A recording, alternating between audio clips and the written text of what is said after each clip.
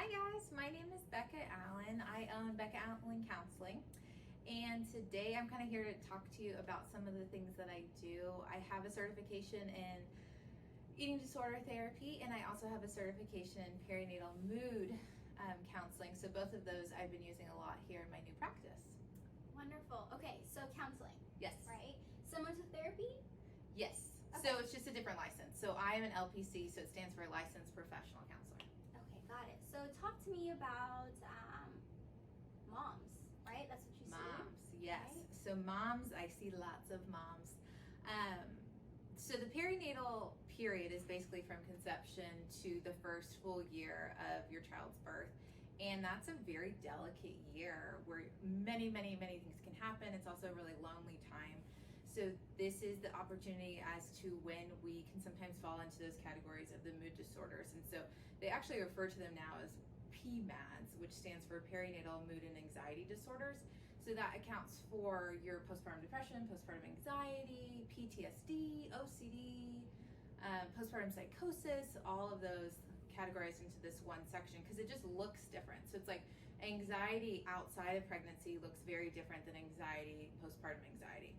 And so unfortunately, what a lot of people don't know is the symptoms. And so they will be in their postpartum period not doing well, but they're thinking that like, oh, this is normal for motherhood, I just need to suck it up, which is not the case. And so many times people don't get diagnosed until like 6 months or even a whole year because they just are trying to push through when what they really need is some type of treatment, whether that is a combination of social support, working with their provider if medication is an option, or therapy.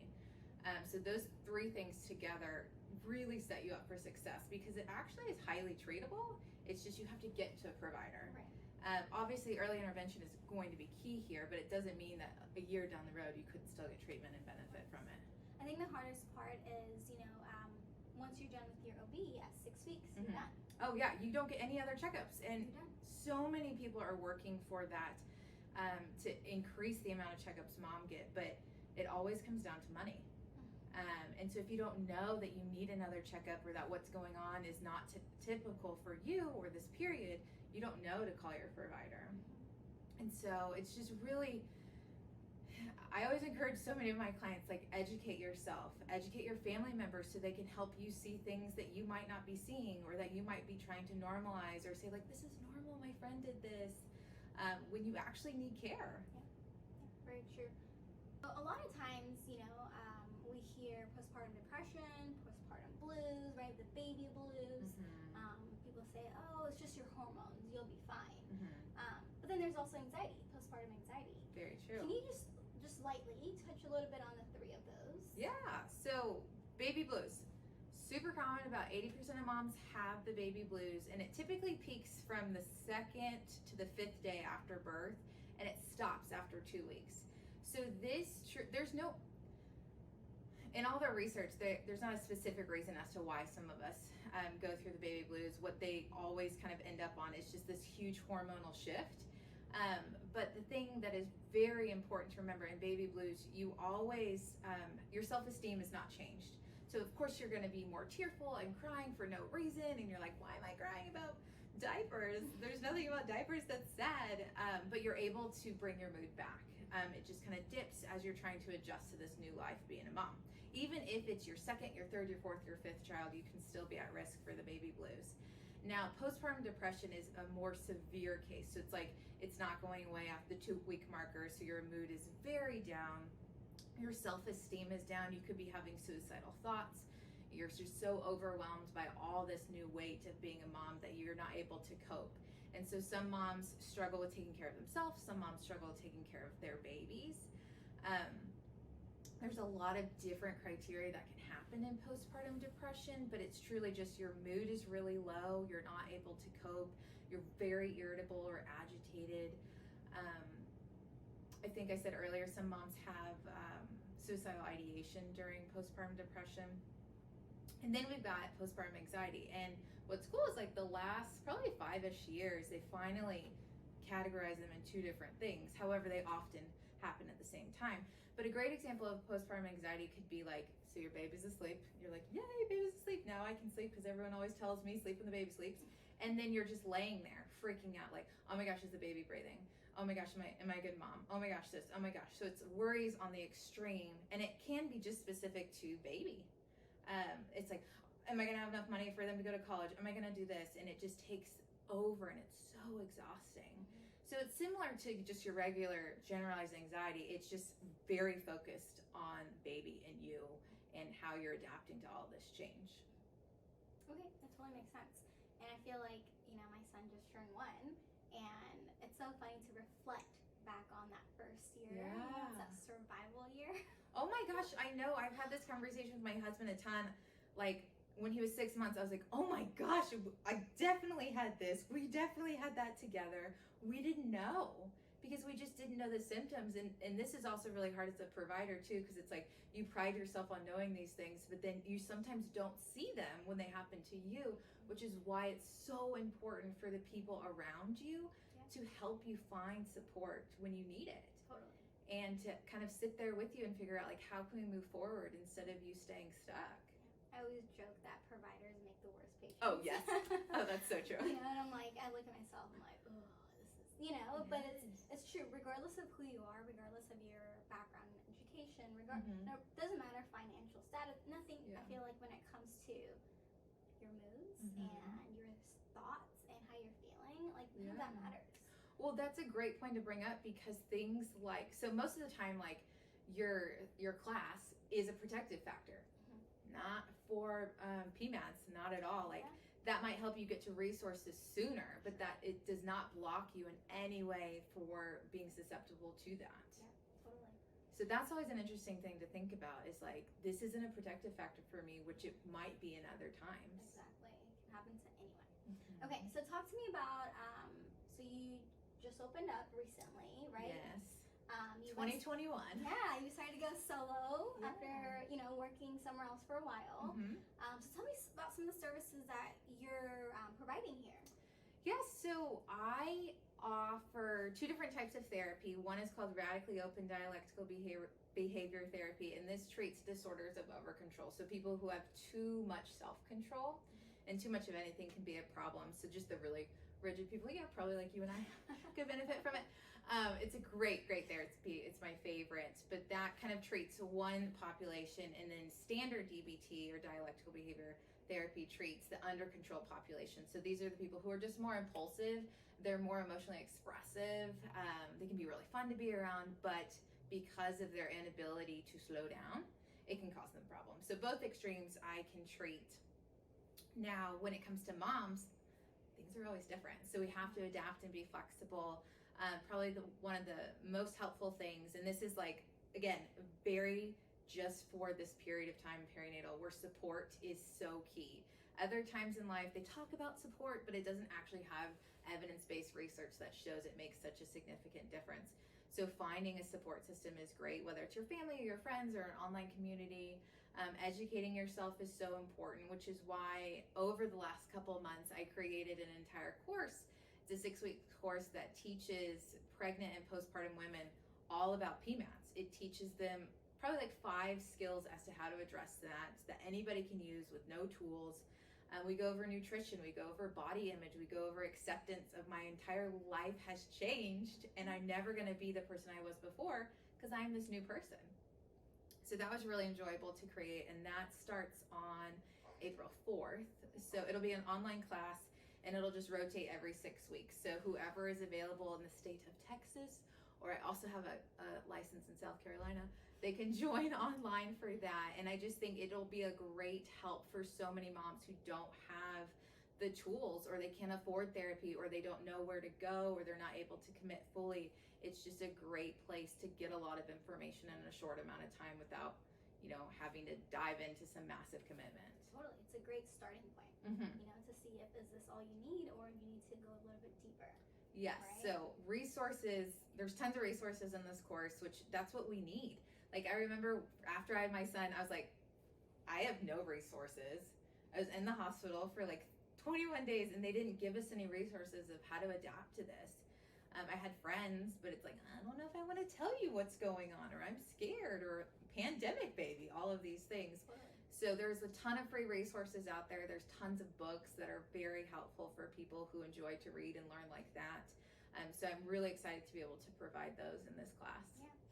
So you touched a little, you touched on this idea, or this, it's not really an idea, okay, you said, when you have a baby, you're this new person, right? And I think, I always say that, but I feel like as moms, we fight it. And I see this all the time at practice and with friends and family, where you have this baby and you still want your old life, and you kind of, and that's okay, I think, but I feel like it's hard to, and instead of realizing there's a new life, right? It's either that or this, instead of like, oh, like you're this new person. Yeah, it can be very black or white.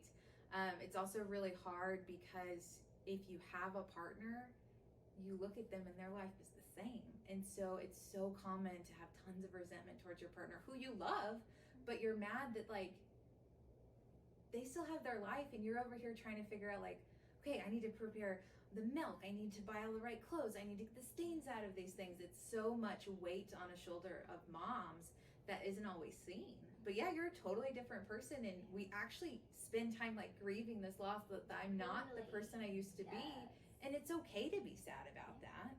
And many moms like their new place in life. It's like, it'd be nice to like not have to worry about blah, blah, blah every now and then. And so it needs to be normalized more. Like, it's okay to miss your old life. It's okay to say that out loud and not be shamed or looked down upon because you have this gift of life, but you also kind of miss your old life. I read this quote, it's not the exact quote, but it was within the lines of, we say whenever mom goes into labor, she gives birth to a new baby. But in reality, she's giving birth to a new person. Right? And this new person, I think, is who we're fighting sometimes. It's like, oh, I don't know if I'm ready to be that person yet. And I see it, I went through it, I see it amongst so many of my patients. But I think, like you said, at the hospital, no one gives you a resource for that. No one talks about that. Right? It's like, oh, you're breathing, baby's breathing. You're good. You're good. Bye. See you later. Here's a bill. Yep. So, I mean, that's wonderful. That there's an outlet, there's a resource that people can come to. So now, for someone, let's say, they don't live in San Antonio, they want in-person care, what do you recommend? So if they're in the state of Texas, they can see any provider through telehealth or Zoom. If they are outside of the state of Texas, there's a great organization called Postpartum Support International. Highly recommend it. Follow them on everything. But they have probably 12 different types of support groups online that are weekly, from things like NICU mamas, first-time parents, queer parents, Black mamas, military mamas. They've got literally anything you can think of. And it's this great resource where all these parents and moms can go to and talk about like what's going on. Like, I am not alone. There are other people around the country that are in similar shoes than me. It's so comforting to be able to give that resource. It's free, which is always nice. But Postpartum Support International has tons of resources on their online website, but they're also the same company that gives out this credential for perinatal mood and perinatal health certification. I have it. It's called the PMHC, but it's a great resource that will lead you to a lot of other helpful things that you might not have known were around. Or for things like postpartum psychosis, which everyone is very scared about, and it only typically happens to about 1 out of every 1,000 moms. Basically, right after pregnancy or the first 2 weeks, you have a psychotic episode. And it's an emergency, and you need to get to the hospital as quick as possible, because when you don't, things like suicide or infanticide can happen. So everyone's scared of it, and nobody knows what to do about it because it can come and go. So it's like you could be fine, and then all of a sudden you're not fine. Hospital is always key there, but Postpartum Support International has designated people for each city and or state that that's their job, is to get you the care in your area. And so it's just another resource that so many people don't know about, because if your spouse or loved one is having a psychotic episode, it's not like you're gonna know, oh, this is what I do, I learned this in school. I don't have a single friend that's ever had a psychotic episode after having a baby, so I would have never known about that. So much of this period and so much of, I think, my passion in this work now is just to give resources and support and be like, hey, here's a plan, instead of, hey, you're on your own because I don't know what to do with it. Yeah. So it's just exciting to talk about. Yeah. Okay, there's one last thing I want to Yeah. talk about. I know you do services or you see clients with eating disorders. Oh, yes. That was my first love. So I have a certification as an eating disorder specialist.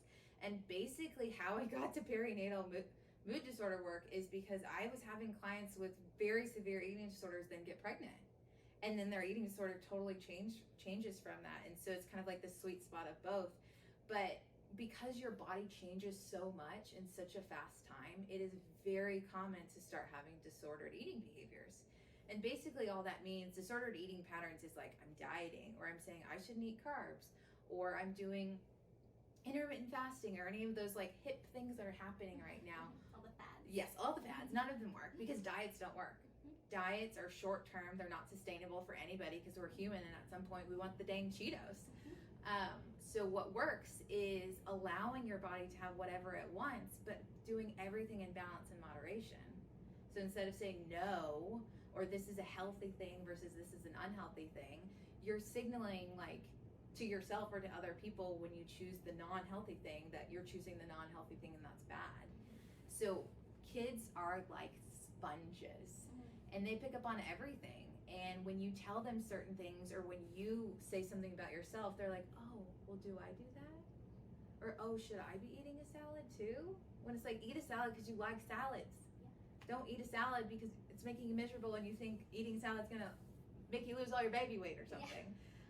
So many people have disordered eating. I would imagine majority of America does, because our portion sizes are so off. And there's just so much going on in the media that tells you you need to be this certain way, but we never typically look at all bodies. We're looking at this tiny group of people that's probably like your family, your friends, and that's not really diverse at all. When bodies are just, everybody has different DNA, so it doesn't matter what I do. Even if I ate the same thing like Beyonce ate, I had her trainer, I had her clothes, I'm never gonna look like her because I don't have her parents. And so when we teach our kids like, oh, you need to be this certain way, it's like, what are you signaling to your kid? That their body's wrong? So much of this stuff kind of goes together, and it's just important to know, like, how do I address this? Or what do I do when my kid comes home at the age of like 10 and is like, mommy, I want to go on a diet? Like, how do I choose my words? There's a great program called Confident Body, Confident Child, and it's not really out yet in America because it was created in Australia, I believe, but it's, when it gets to America and when I can get training in it, it'll be amazing for our community to just teach, how do I not put labels on food? How do I eat what my body wants and listen to my body for its fullness and hunger cues? Yeah. So I mean, I could go on forever about eating disorders because I love that work, but it comes up in pretty much every pregnant mom I have because they want to lose their baby weight like that, when what we know is that's not healthy. It doesn't help your body in any way. In fact, it hurts your body. And you really want to give yourself a full year window. That's like best way to keep it off, anything you might have gained, is to give yourself this year of like, I'm just going to implement a little bit more movement. Or I am just going to be mindful here, or do something I actually enjoy there, and just allow it to happen versus try and force it to happen in 6 weeks because so-and-so down the street made it happen. You know, what I see in practice is, we have a long questionnaire, and there's just certain questions I have in there for me to be able to get red flags, right? Something I see a lot of my, especially first-time moms, but I occasionally see it in other moms, is, they say, man, I'm just craving carbs. And I know they're just so bad. So nothing else makes me feel better. And that's something I literally had to sit them down and have this heart to heart that there's a reason your body's craving carbs the first trimester. And it's it in needs this hyperactive mode and trying to create a baby. And fast sugar, carbs, it needs it, right? And again, when you look at Instagram, when you look at social media, right? Carbs are bad. Don't eat carbs. You're going to get fat. Don't do it. So then these words and thoughts are in our heads. So then once you want it, then you think you're wrong or you're the bad one, or right, there's something wrong with you for craving that. So that's one big thing I see that people struggle. The next one is afterwards. When my moms want to breastfeed, but then their diets aren't meeting breastfeeding requires. And that's something people I don't think they notice that if you put yourself on a diet, your milk supply is going to tank. And they come back and they're like, I just don't know why. And I'm like, well, what did you eat for breakfast? Nothing. And what did you eat for lunch? I had a little bit of a salad. So if you're not putting fuel in, you can't take fuel out, and it's, again, these little things that we see, but I have a frustration with social media. Oh my gosh, because it sets a terrible picture, because reality doesn't exist like that. And, there's all these comments out there about like, I'm eating for two. No, you're not. If you look at like CDC recommendations, it's like that first trimester, you don't really need any extra calories, but you might be craving other things that you normally weren't. Totally normal. The second trimester, you really only need around an extra 300 calories, up to. That doesn't mean you have to take them all. And then the third trimester, it's like up to an extra like 350 or 400. So you're totaling like 500 to 600 extra Yeah, so that's like by the end. 2 snacks extra than you would have normally. And I think because people don't know, they either go way this way or way that way, and it sets them up for just so much frustration and stress, which is the last thing you need after having a new baby. Is like, I'm super stressed because I can't eat what I want to eat. When it's like, you can have anything you want within moderation. Sets you up for success. It sets you up to not have all these rigid food rules, or when you go out to eat, you're like, I can only eat broccoli and chicken. It's like, no, like have a balanced meal. Enjoy your food. I had a professor that used to tell us a squirrel's diet is nuts, right? So diet means what you eat, not this program you're on for 2 weeks, 6 weeks, 2 months. It's what you eat. It's what you consume. Yeah. So again, I think society has changed that term when it comes to us, right? Oh yeah, for sure. And again, these fads that come out and what's in, what's not, what works for what celebrity, what's clean, what's healthy, what's not. Yeah. Because you can take clean eating and make it completely distorted, and then you have something called orthorexia, and you need higher level of care because you're so focused on the purity of the food, you don't even enjoy it. Food is fuel. It's and supposed to be enjoyable. Your body doesn't absorb. Even if you eat super clean, but you hate what you eat, your body's not going to absorb it. So it's a cycle, vicious cycle. So we call it the eating disorder cycle. So it's like I restrict, and then eventually I'm human, and so I have this hiccup, and then I have all of the shame, and I binge, and then I start it again. And I start it again. So it's like if you actually allow your body to have what it wants, you're so much less likely to binge. And you're so much less likely to get caught in these guilt and shame cycles and saying like, I'm a bad mom because I had an Oreo. It's like, eat an Oreo if you love Oreos. Just don't eat a sleeve of Oreos. Okay? Listen to your body. Probably the thing that I say most with my eating disorder clients is always, no matter what phase of life you're in, honor your hunger.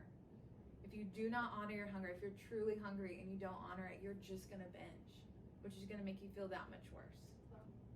So know as far as eating disorders, or for anybody that doesn't even have an eating disorder, like know, what does a proper meal look like? What does it consist of? Is there more than one color on the plate? If you want to think about things like that, make it easy. You don't have to make it difficult.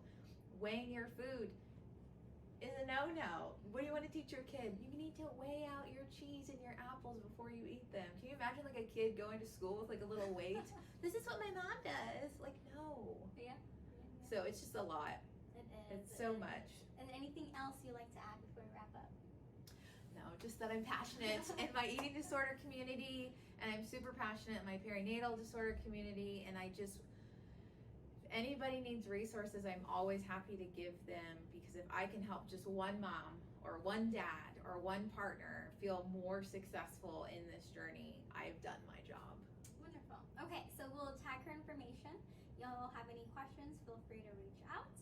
And thank you for doing this video with us. Well, thank you for having me.